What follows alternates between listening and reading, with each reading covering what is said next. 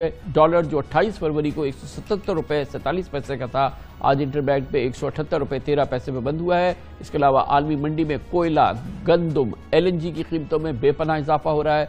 कोयला जो 28 फरवरी को $254 फी टन था, आज $459 फी टन पहुंच गया है। गंदम की कीमत भी $322 से बढ़ के $445 फी टन हो गई है।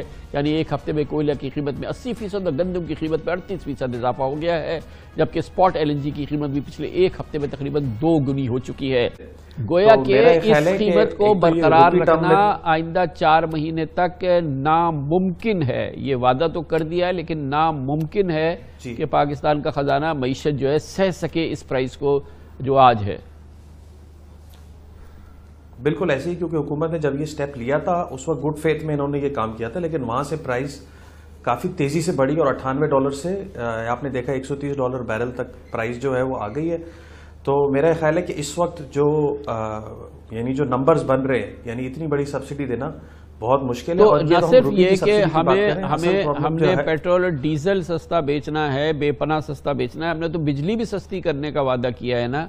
बिजली भी महंगी होनी चाहिए ना, इस वक्त तो बर्दाश्त नहीं हो सकता ना, इस कीमत की बिजली हम कैसे बेचेंगे। बिल्कुल ऐसे ही, क्योंकि हमारे जो 6 बेस लोड पावर प्लांट हैं उसमें जो है वो 3 LNG और 3 कोल पर हैं। तो वो जाहिर है कोल की इंपोर्ट की डिमांड इतनी ज़्यादा है, अगर वो पास ऑन नहीं हो पाएगा तो कंपनियों को लिक्विडिटी में भी प्रॉब्लम होगी। और दूसरा ये कि ग्लोबली ऑयल इंपोर्टिंग नेशंस पे प्रेशर काफ़ी आ रहा है और ये चीज़ नज़र आ रही है, रिफ्लेक्ट हो रही है उनकी यूरो बॉन्ड यील्ड्स में भी। तो ये कंट्रीज़ नज़र आनी चाहिए कि वो स्टेप्स ले रहे हैं ताकि वो अपने आप को इस सिचुएशन में और फॉरेन एक्सचेंज रिजर्व्स को प्रोटेक्ट कर सके।